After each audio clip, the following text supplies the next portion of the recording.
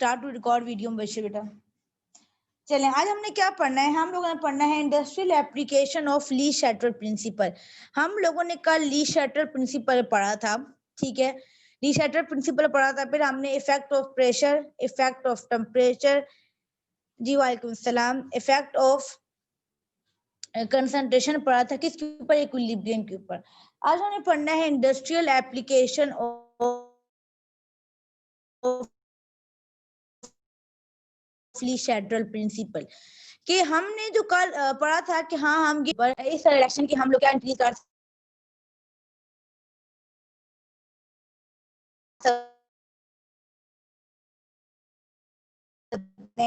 इसी बुक में पढ़ लिया और दैट इज नहीं। अब ये हमारे पे क्या है कि हम इसको इंडस्ट्री में अप्लाई भी करते हैं। तो हमारे पास जो इंडस्ट्रियल एप्लीकेशन है किसकी? ली शटर प्रिंसिपल। ली शटर प्रिंसिपल की वो हमारे उस एप्लीकेशन का नाम है क्या है? That is Haber process. Haber process, ठीक है। अच्छा, अब बेटा ये आप लोगों ने हेबर प्रोसेस यहाँ पे याद रखिएगा, इसको डिफरेंशिएट करना। ये आपका हेबर प्रोसेस है। चैप्टर नंबर 11 आपका हेबर साइकिल आएगा, ठीक है। तो हाँ यहाँ पे आप डिफरेंट करना है। ये हेबर प्रोसेस असल में, ये जो हेबर प्रोसेस है हमारे पास, ये क्या है? किसके लिए है? For the synthesis of ammonia. हमारे पास जो अमोनिया है वो एक बहुत स्ट्रॉन्ग बेस है, ठीक है। अमोनिया खुद भी बहुत जगह यूज होता है। इसके अलावा अमोनिया बहुत सारी नई चीजें बनाने में, जैसे कि अमोनियम क्लोराइड बनाने में इस्तेमाल होता है। अमोनिया को यूज बहुत ज्यादा है। तो हम अमोनिया को बनाते हैं किस लेवल पे? इंडस्ट्रियल लेवल प्रिपेयर करते हैं with the help of nitrogen and hydrogen, ठीक है। हम क्या लेते हैं? हम लेते हैं नाइट्रोजन और हाइड्रोजन। हमारे पास क्या है? रॉ मटेरियल है जो हमारे पास इजीली अवेलेबल होते हैं एयर में। जो आपकी एयर है वो कंसिस्ट होती है 78% नाइट्रोजन पे and almost 1 and less than 1% क्या होती है? हाइड्रोजन होती है। So there is these two raw material are present in the air. इनसे हम क्या बनाएंगे? अमोनिया बनाते हैं। एप्लीकेशन को बैलेंस कर लें, ठीक है। अमोनिया बन रहे हैं and this reaction is exothermic. Exothermic कैसे? कि इसमें हीट रिलीज हो रही है -92.46। मैं बता चुकी थी बेटा, इस माइनस का मतलब होता है कि यहाँ पे हीट रिलीज हो रही है। ये रिएक्शन हमारे पास क्या है? एक्सोथर्मिक, ठीक है। अच्छा, अब एक्सोथर्मिक क्या है? अब इसमें यहाँ पर हमें देखना है कि ये रिएक्शन जो होता है इसकी यील्ड बहुत कम होती है। यील्ड कम होने का मतलब ये है कि जी बेटा, क्या आपने यस बोले?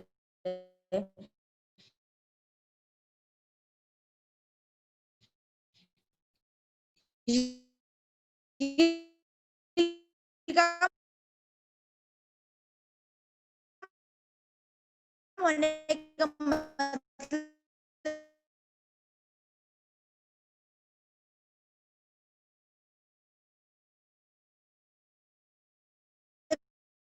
ये होता है हमारे वहां से हीट रिलीज हो रही है। तो फर्स्ट बात क्या बता रही है कि this reaction is exothermic. The second point हमारे पास क्या है कि यहाँ पे क्या रिएक्शन प्रोसीड हो रहा है? Reaction proceed decrease in number of moles या कंसंट्रेशन कह लें। अब कैसे देखें? रिएक्टेंट में कितने मोल्स हैं? 3H के हैं और एक नाइट्रोजन के 4 मोल हैं। और प्रोडक्ट में कितने मोल है? 2 मोल हैं। तो कहते हैं ये रिएक्शन प्रोसीड होता है decrease in number of mole, यानी प्रोडक्ट के नंबर ऑफ मोल्स कम है as compared to reactant. The third point हमें क्या कह रहा है ये वाला? सो 2 पॉइंट इधर बनता ही नहीं, बस यही बता रहे हैं कि नंबर ऑफ मोल्स कम हो रहे हैं और टेम्परेचर। 2 पॉइंट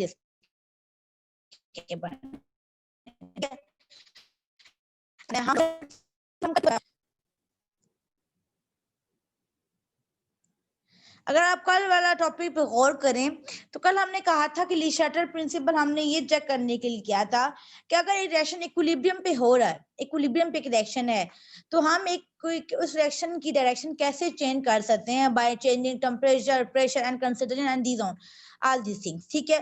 तो अब हमने क्या कहा है कि इस रिएक्शन में प्रोडक्ट बहुत कम बनती है, प्रोडक्ट की यील्ड कम है। यील्ड मतलब प्रोडक्ट बहुत कम बन रही है। अब देखिए, किसी भी इंडस्ट्री का सबसे बड़ा एम ये होता है कि वो मैक्सिमम नंबर ऑफ प्रोडक्ट बनाए। ठीक है। सपोज जी आप 2000 का सामान लेके और आप सिर्फ 500 की प्रोडक्ट बना रहे हैं, तो आपको वो चीज इकोनॉमिकल नहीं है, यानी आपको फायदे की नहीं है। अगर इंडस्ट्रीज करोड़ों में लगा के सिर्फ लाखों में कमाए, ठीक है, लाखों में लगा के करोड़ों में कमाएगी तो फायदा है, ठीक है, तो क्योंकि लेबर को पे करना होता है, सारा काम होता है। तो इंडस्ट्रीज में यही होता है कि इंडस्ट्री में, हर इंडस्ट्री की यही कोशिश होती है कि वो ऐसे तरीके या ऐसे काम करे जिससे उसकी प्रोडक्ट की यील्ड ज्यादा हो। मैं बता चुकी हूँ कि आपको नॉर्मल टेम्परेचर पे और नॉर्मल एयर पे इसके प्रोडक्ट की यील्ड कम होती है। अब हमने जी नंबर ऑफ, बेटा number of molecules and number of moles same बात होती है। यहाँ पे लिखा हुआ है मॉलिक्यूल्स और मोल्स, मैंने बताया था आप नंबर ऑफ मॉलिक्यूल के लिहाज से पढ़ें, नंबर ऑफ मोल के लिहाज से पढ़ें, सेम बात होती है। ये चैप्टर 1 पढ़ी थी हम लोगों ने।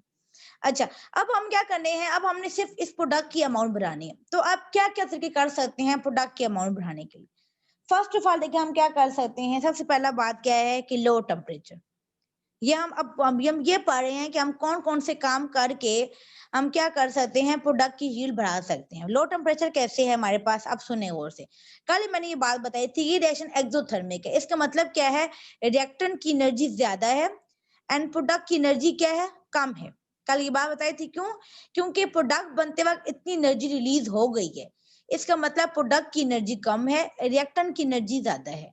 अगर हम टेम्परेचर इंक्रीज करते हैं, अगर हम टेम्परेचर इंक्रीज करते हैं तो ऑब्वियसली हम एनर्जी प्रोवाइड कर रहे हैं in the form of temperature, तो रिएक्शन उस साइड पर जाएगा जहां एनर्जी ज्यादा है, इसका मतलब बैकवर्ड रिएक्शन ज्यादा हो जाए।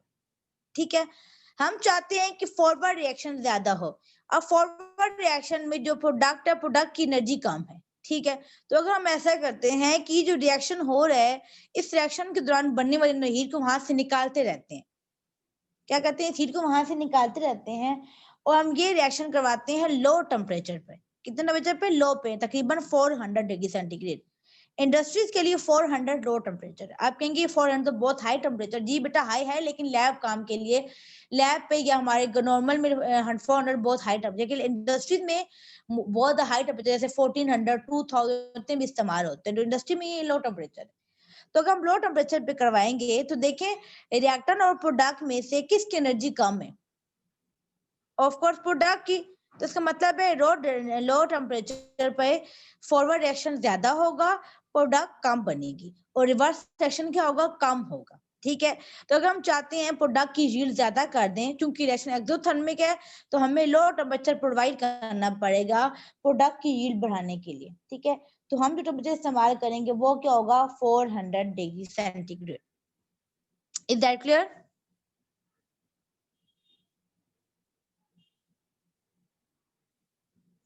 जी बेटा समझ आ गई?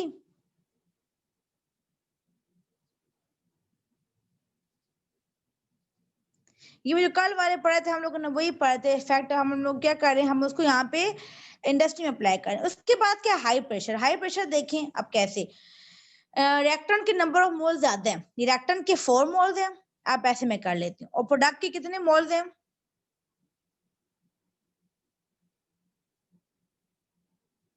प्रोडक्ट के 2 मोल्स हैं। ठीक है, इसका मतलब क्या, मोर वॉल्यूम एंड लेस वॉल्यूम, ऐसा ही है ना। लेस वॉल्यूम को पाए, अगर हम प्रेशर इंक्रीज करते हैं, यानी हमने क्या कर दिया है, जो भी आपने पिस्टन लगाया हुआ था, आप उनको प्रेस किया और आपने प्रेशर इंक्रीज कर दिया। जब आप प्रेशर इंक्रीज करेंगे तो क्या हो जाएगा, वॉल्यूम डिक्रीज होगा। ठीक है, जब वॉल्यूम डिक्रीज होगा तो बताएं लेस वॉल्यूम में करेक्शन किस तरफ जाएगा, प्रोडक्ट की तरफ के रिएक्टेंट की तरफ। हमने प्रेशर इंक्रीज किया, जब हम प्रेशर इंक्रीज किया है तो ऑब्वियसली वॉल्यूम क्या हो गया, डिक्रीज हो गया। पहले ये वाला वॉल्यूम था, अब वॉल्यूम क्या हो गया, डिक्रीज हो गया। तो लेस वॉल्यूम कौन सी चीज ऑक्युपाई करती है, प्रोडक्ट या रिएक्टर, इन दोनों इस रिएक्शन के अंदर? जी बेटा प्रोडक्ट। ठीक है, प्रोडक्ट के नंबर ऑफ मोल्स कम है, प्रोडक्ट लेस वॉल्यूम ऑक्युपाई करेगा, जिस वजह से क्या होगा, ये रिएक्शन किस साइड पर जाएगा, प्रोडक्ट वाली साइड पर, यानी फॉरवर्ड रिएक्शन का रेट बढ़ जाएगा, फॉरवर्ड रिएक्शन की स्पीड बढ़ जाएगी as compared to reverse reaction. तो हमारे पास प्रोडक्ट की यील्ड ज्यादा हो जाएगी, प्रोडक्ट की कंसंट्रेशन ज्यादा बनेगी। ठीक है। अगर हम हाई प्रेशर अप्लाई करते हैं तो पहली कंडीशन क्या थी, हम चाहते हैं प्रोडक्ट की यील्ड बढ़ाना, तो पहले हम क्या काम करेंगे, हम लो टेम्परेचर अप्लाई करेंगे, क्योंकि रिएक्शन हमारे पास क्या है, एक्सोथर्मिक है, सॉरी एंडोथर्मिक है, तो हम लो टेम्परेचर अप्लाई करते हैं। सपोज अगर ये एंडोथर्मिक होता तो फिर हम हाई टेम्परेचर अप्लाई करते, ठीक है। उसके बाद क्या था यहाँ पे, number of moles of product are less than as compared number of moles of reactor, so we applied higher pressure to decrease the volume and the direction tend to forward direction, ठीक है, it tend to push in a forward direction। यहाँ तक बात समझ आ गई। जब हम प्रेशर, अब हम कितना प्रेशर अप्लाई करेंगे, हम प्रेशर अप्लाई करेंगे 200 to 300 atm, ठीक है। 400 टेम्परेचर है और कितना प्रेशर 200 atm प्रेशर हमारे पास हो गया है, ठीक है। जब हम प्रेशर बढ़ाएंगे तो हमारे पास क्या होगा, अगेन के number of moles of product क्या हो जाएंगे, ज्यादा हो जाएंगे, यानी अमोनिया की फॉर्मेशन, अमोनिया की यील्ड ज्यादा हो जाएगी। कह रहे हैं कि हम इस तरह इस्तेमाल करने से हम क्या कर सकते हैं, तकरीबन 35% प्रोडक्ट हमारे पास बन सकती है। कितनी, यील्ड 35%। यील्ड का मतलब क्या है कि जो हमने 100% रिएक्टर लिया उसमें सिर्फ 35%, इस ज्यादा मैक्सिमम, इस ज्यादा यील्ड हम बढ़ा नहीं सकते, ठीक है। अगर हम ये कंडीशन अप्लाई ना करें तो हमारे पास यील्ड इससे भी कम होगी, ठीक है।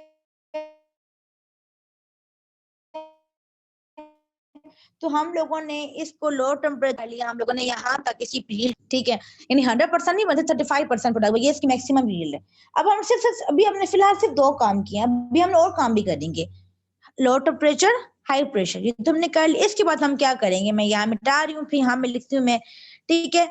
लो टेम्परेचर हमने कर लिया, हम लोगों ने हाई प्रेशर लगा लिया है। इसके बाद हम क्या करेंगे, एक और हम काम करेंगे, हम इस्तेमाल करेंगे कैटलिस्ट। आप लोगों ने पढ़ा हुआ है कैटलिस्ट क्या करते हैं, कैटलिस्ट एक्टिवेशन एनर्जी को लो करते हैं, ठीक है। एक्टिवेशन एनर्जी क्या होती है, सपोज आप देखें कि भाई हाँ ये रिएक्टेंट है और जो आप कह रहे हैं कि हमारे पास ये रिएक्टेंट है और ये क्या है, प्रोडक्ट है, ठीक है। रिएक्टेंट में मैं कहती हूँ N2 और H2 है।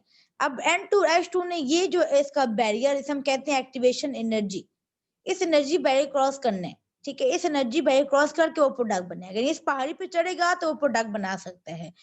अब ये जो हमारे पास ये पूरी क्या एक्टिवेशन एनर्जी है, अब जिन मॉलिक्यूल के पास ये एनर्जी होती है वो मॉलिक्यूल सिनोस को क्रॉस करते हैं और प्रोडक्ट बनाते हैं। तब भी हम कहते हैं कि तमाम की तमाम रिएक्टेंट के मॉलिक्यूल रिएक्ट नहीं करते, सिर्फ वो मॉलिक्यूल जिनके पास इतनी एनर्जी होती है कि वो उससे क्रॉस कर सके, सिर्फ वो सिर्फ प्रोडक्ट बनाते हैं। बाकी मॉलिक्यूल जिनके पास इतनी एनर्जी नहीं है वो क्या आएंगे, वो रिएक्टेंट ही रहेंगे, वो प्रोडक्ट नहीं बना सकते, ठीक है।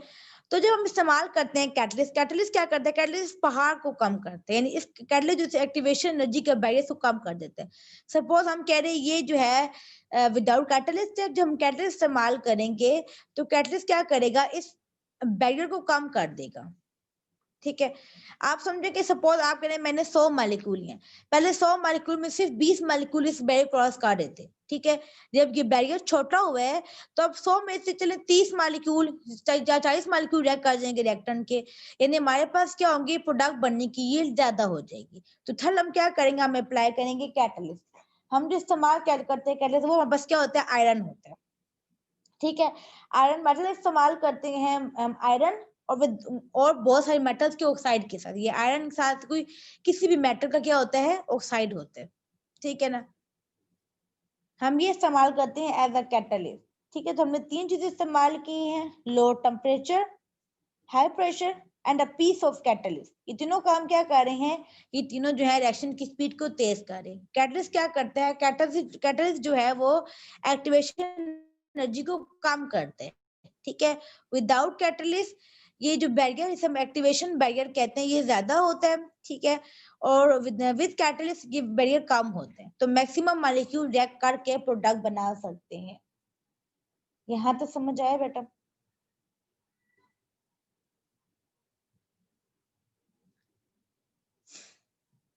ठीक है। यानी सिर्फ बार हमने कल इशेटर प्रिंसिपल पढ़ा था, हमने उसको हम अप्लाई कर रहे हैं, यानी हमने प्रोडक्ट की यील्ड बढ़ानी है तो हम क्या क्या तरीके कर सकते हैं, ठीक है। कल हमने पढ़ा था, हम इसको अप्लाई कर रहे हैं। अच्छा चलो, हमने पहले हमने लो टेम्परेचर कर लिया, हाई प्रेशर कर लिया, यानी हमने effect of temperature and effect of pressure पढ़ लिया। थर्ड क्या चीज है, इफेक्ट ऑफ, कहाँ समझ नहीं आया बेटा, दोबारा बताएं।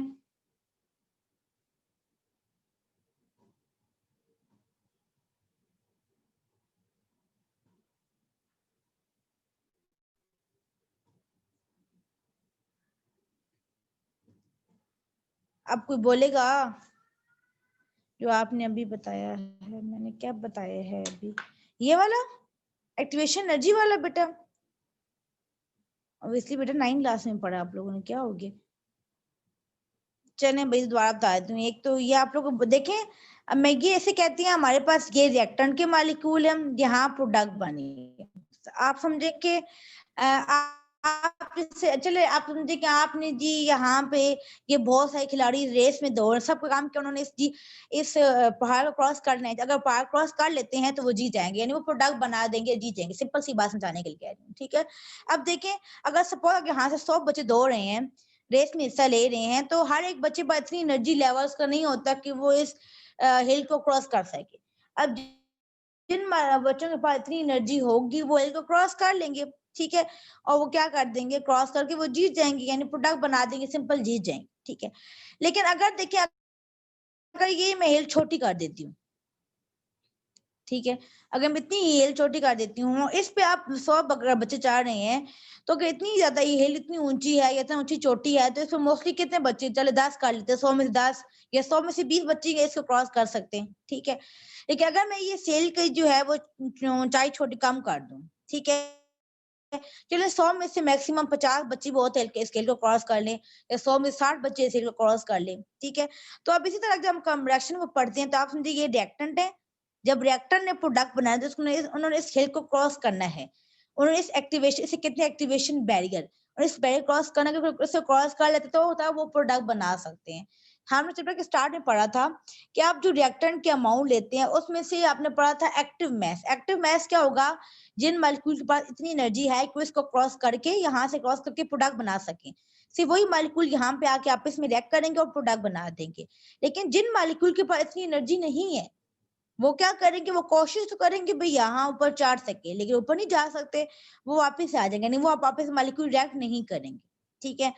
अगर जब हम अप्लाई करते हैं कैटलिस्ट, क्या अप्लाई करते हैं कैटलिस्ट, तो कैटलिस्ट क्या करता है, कैटलिस्ट इस चीज को कम करते हैं, ये वापस क्या है, एक्टिवेशन बैरियर है, कैटलिस्ट इस चीज को कम करता है। देखें आप पहले इतना था, अब ये इतना हो गया, ठीक है।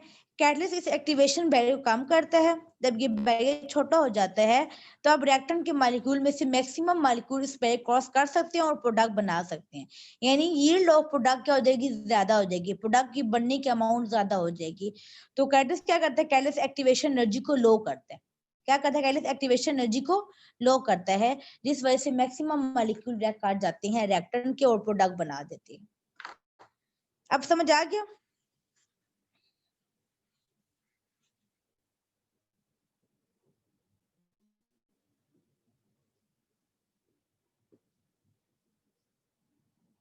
चले, अच्छा देखें, पहले हमने क्या कहा है, हमने कहा लो टेम्परेचर हाई प्रेशर, यानी हमने effect of temperature and effect of pressure कर लिया कि हम high temperature low temperature apply करेंगे तो क्या हो जाएगा, यील्ड बढ़ जाएगी, हाई प्रेशर अप्लाई करेंगे यील्ड बढ़ जाएगी। हमने थर्ड चीज एक और क्या पढ़ी थी, हमने कंसंट्रेशन वाला पढ़ा था। अब यहाँ पे ये कह रहे हैं कि हमने ये पढ़ा था, याद करें, फर्स्ट ये पढ़ा था कि अगर हम लोग प्रोडक्ट वाली साइड पर कुछ चीज रिमूव करना शुरू कर दें, हमने ऐड वाला पढ़ा था, हमने रिमूव वाला पढ़ा, दो चीजें पढ़ी थी। अब यहाँ पे ये कह रहे हैं कि अब ये जो रिएक्शन हो रहा है N2 और H2 रिएक्ट कर रहे हैं आपस में और क्या बना रहे हैं, अमोनिया बना रहे हैं, ठीक है। अगर हम ऐसा करें कि हम प्रोडक्ट को साथ साथ रिमूव करते जाए, ठीक है, हम क्या करें, हमारे पास जो प्रोडक्ट बने उसको हम साथ साथ रिमूव करते जाए, साथ साथ कैसे, कि देखिए हमारे पास प्रोडक्ट बनी है अमोनिया, अमोनिया जो हमारे पास होते हैं, हमारे पास तीनों गैसेज हैं, ये तीनों क्या है, गैसेज हैं। लेकिन अगर हम जो अमोनिया हमारे पास ये -33.4 डिग्री सेंटीग्रेड पर ये हमारे पास लिक्विड बन जाता है, जबकि ये दोनों गैसेज ही रहती हैं, ठीक है। तो अगर हम क्या करें कि हम जो है प्रोडक्ट को जब बन रही है प्रोडक्ट, उसके बाद अगर हम वाटर टेम्परेचर डिक्रीज करें, ठीक है, तो हमारे पास ये अमोनिया जो लिक्विफाई हो जाएगी, अमोनिया को वहां से अलग कर लेंगे, ठीक है, और N2 और H2 को हम दोबारा आपस में दोबारा रिएक्ट करवाएंगे। इससे क्या होगा, जब हम प्रोडक्ट कंटिन्यूसली रिमूव करें, क्या करें, हम प्रोडक्ट कंटिन्यूसली यहाँ से रिमूव कर रहे हैं, निकाल रहे हैं, जब प्रोडक्ट यहाँ पे कम हो रही है तो इस प्रोडक्ट की कमी को पूरा करने के लिए, या इस सब जब यहाँ इस जो चेंज है इसको चेंज को इक्वल करने के लिए यहाँ से रिएक्टेंट के मॉलिक्यूल फर्दर रिएक्ट करेंगे और प्रोडक्ट बनाएंगे। क्यों, क्योंकि प्रोडक्ट और साइड पर कंसंट्रेशन का करिए डिक्रीज का, इक्विलिब्रियम डिस्टर्ब हो रहा है। तो रिएक्टेंट के मॉलिक्यूल फौरन रिएक्ट करेंगे जल्दी से और क्या बना देंगे, दोबारा प्रोडक्ट के मॉलिक्यूल बना देंगे। तो इससे क्या होगा, यील्ड बढ़ जाएगी। ठीक है, यानी अगर हम यहाँ से अमोनिया नहीं निकालते तो फॉरवर्ड रिएक्शन हो रहा है, लेकिन फॉरवर्ड रिएक्शन की स्पीड कम है। ठीक है, अगर हम साथ अमोनिया मॉलिक्यूल मूव करते हैं, अमोनिया जो प्रोडक्ट बने साथ प्रोडक्ट को रिमूव करते हैं, तो प्रोडक्ट साइड पे कंसंट्रेशन कम हो जाएगी, जिस वजह से क्या होगा कि जो रिएक्टेंट के मॉलिक्यूल हैं वो फौरन जल्दी रिएक्ट करेंगे, लेकिन ज्यादा स्पीड से रिएक्ट करेंगे ताकि वो प्रोडक्ट बनाकर दोनों तरफ इक्विलिब्रियम को मेंटेन कर सके। हाथ होते हैं बैठे, और कैसे अमोनिया हम रिमूव करेंगे कि हमारे पास जो प्रोडक्ट बन रही है इसको हम लोग लेके जाएंगे कंडेंसर में। कंडेंसर क्या, जहाँ पे हम लिक्विफाई करते हैं, हम इतना टेम्परेचर मेंटेन करेंगे। इस टेम्परेचर पे हमारे पास ये क्या बन जाएगी, लिक्विड बन जाएगा, उसको रिमूव कर लेंगे वहां से, जबकि ये दोनों हमारे पास गैसेज ही रहेंगी। ठीक है, ये वहां से अमोनिया रिमूव कर लिए, दोबारा आप लोग ने लो टेम्परेचर हाई प्रेशर अप्लाई करना, दोबारा रिएक्शन होगा और फिर दोबारा से नया अमोनिया बनेगा। ठीक है, तो अगर हम कंटिन्यूस रिमूव करते जाएंगे हमारे पास प्रोडक्ट को, तो हम जो है वो rate of forward reaction increase कर सकते हैं, जिस वजह से हमारे पास यील्ड ऑफ अमोनिया क्या हो जाएगी, ज्यादा हो जाएगी।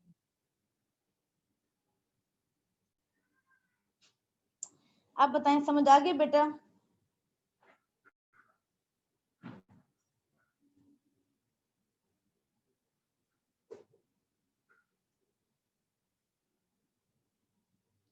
ठीक है, कह रहे हैं कि अगर हम यहाँ से अमोनिया कंटिन्यूस रिमूव करते रहे ना, ठीक है, अगर पहले हमने कहा था कि अगर हम सिर्फ फर्स्ट टू कंडीशन अप्लाई करें,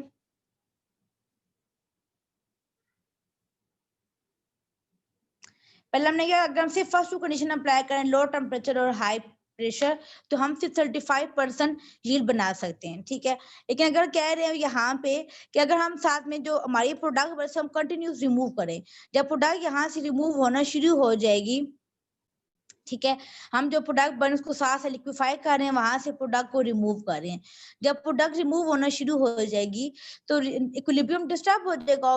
जब इक्विलिब्रियम डिस्टर्ब होगा, यानी इस साइड पर एक चीज कम हो गई है, इस साइड पर चीज कमी को पूरा करने के लिए फौरन रिएक्ट करेंगे, आप इसमें दोबारा क्या बना देंगे, अमोनिया। कहते हैं अगर हम अमोनिया कंटिन्यूस रिमूव करते रहे तो हम 100% यील्ड भी हासिल कर सकते हैं। इसका मतलब क्या है कि हमारे पास तमाम का तमाम रिएक्टर रिएक्ट करके 100% प्रोडक्ट बना देगा। If we are removing continuously ammonia, ठीक है, जितना हम अमोनिया बना साथ साथ रिमूव करते जाएं तो अमोनिया कम होता जाएगा, वहां से निकालते रहेंगे, अगेन रिएक्टर रिएक्टर प्रोडक्ट बनाते जाएगा, हमारे पास क्या हो जाएगा, 100% कंप्लीट भी हो सकता है। क्योंकि देखें, जब हम अमोनिया बनाने के बाद अमोनिया वहां से फौरन रिमूव कर लेंगे तो ऑफ कोर्स रिवर्स रिएक्शन भी नहीं होगा या बहुत कम टाइम मिलेगा रिवर्स रिएक्शन होने का।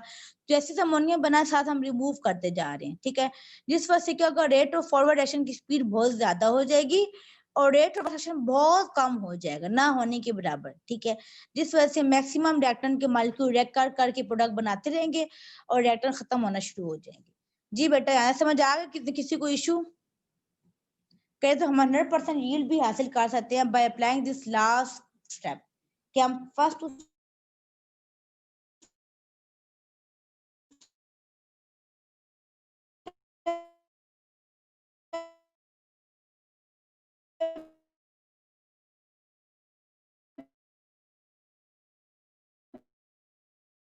भी अप्लाई करें, 7 लाख भी, तो और साथ पौधे पर अमोनिया को रिमूव सन यील्ड 100%। Is that clear? समझ आ गई बेटा? कोई इश्यू किसी को यहाँ तक? बहुत ही आसान टॉपिक था, कोई मसला जल्दी बताएं, शाबाश।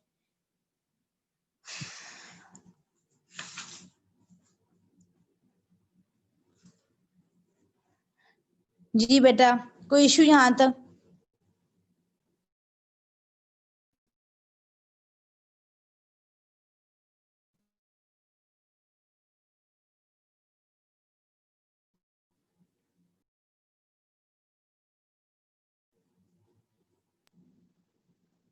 कोई मसला? जितने आप लोग फर्स्ट ईयर बच्चे क्लास में जितने भी कोऑपरेटिव जितने क्वेश्चन यहाँ को बिल्कुल बच्चे रिस्पॉन्स नहीं करते।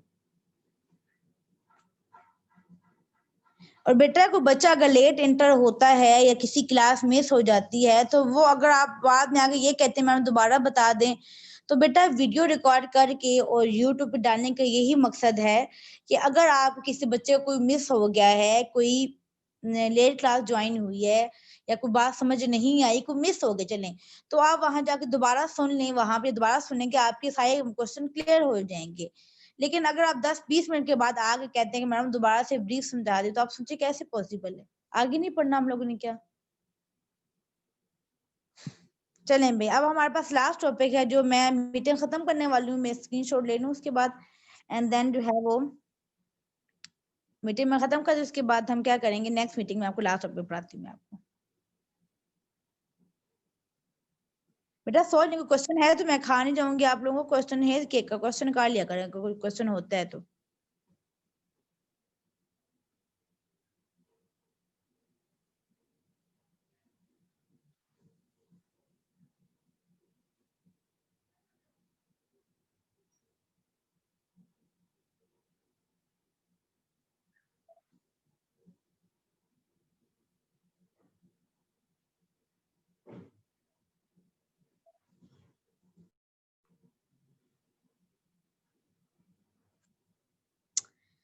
जी मिराल, कोई क्वेश्चन है बेटा? मैसेज में बताएं, मैंने कहा था हैंड रेज मत के, कोई क्वेश्चन है? जी जी पूछ, मैं माइक आप ऑन करती हूँ, 1 मिनट।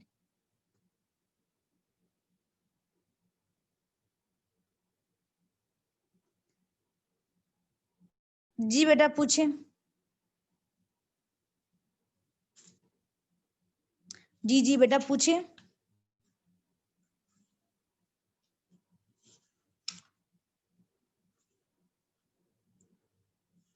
मिडाल बेटा माइक अनम्यूट करें और पूछें अपना, माइक मैंने आपका अनम्यूट कर दिया है।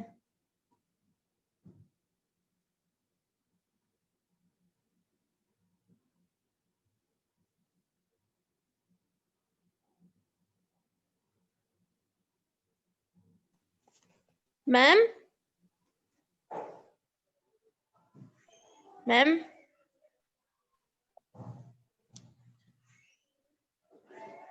जी जी पूछे। मैम आपने बोला हम लोग प्रोडक्ट रिमूव जी कर जी लेंगे वहां से, तो जी बेटा प्रोडक्ट के पूछे, आवाज आ, यस मैम मुझे आपकी आवाज आ रही है।